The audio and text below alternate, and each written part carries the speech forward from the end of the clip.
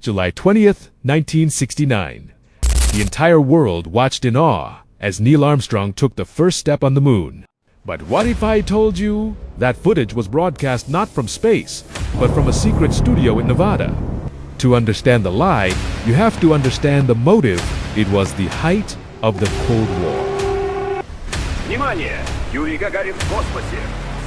Russia was winning the space race. They sent the first satellite, the first animal, and the first man into space.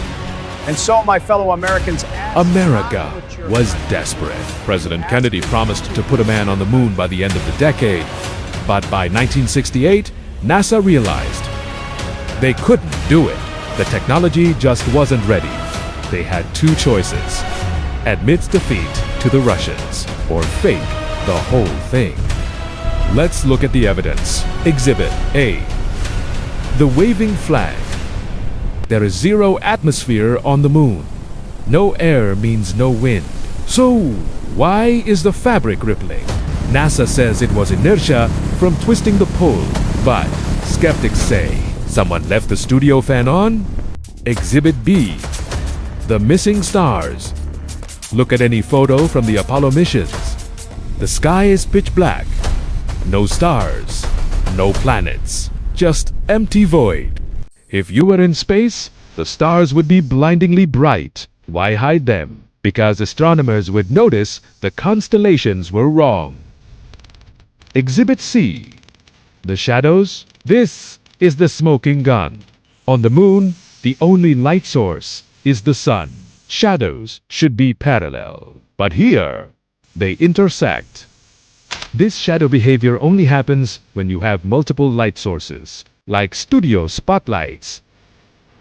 And look at this rock. Can you see the letter C printed on it? A prop labeled for the set designers that someone forgot to turn around. But the visual errors are nothing compared to the deadly physics. Meet the Van Allen radiation belt.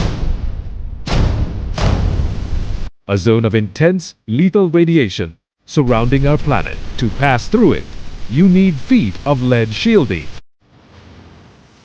The Apollo capsule was made of thin aluminum sheets, less protection than your kitchen foil.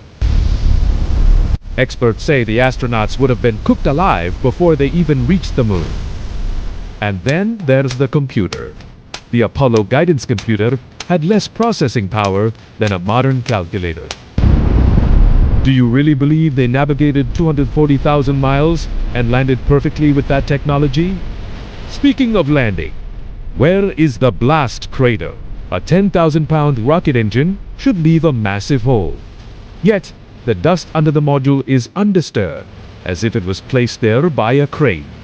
So, if they faked it, who filmed it? All fingers point to one man, Stanley Kubrick.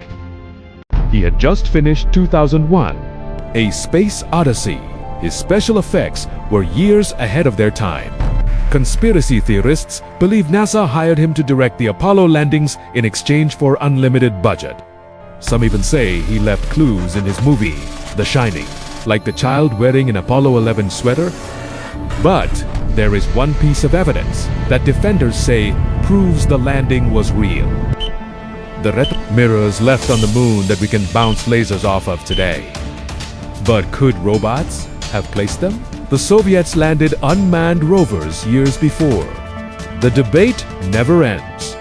Why haven't we gone back in 50 years? NASA says they destroyed the technology to go back. Does that sound like progress to you? Perhaps we went to the moon, but what we found there scared us away. Or perhaps the greatest achievement of mankind was actually the greatest film ever made. We may never know the full truth. What do you think? Did we go? Or is it a lie? Let me know in the comments. Subscribe to the Enigma Archives. We dig deeper than anyone else.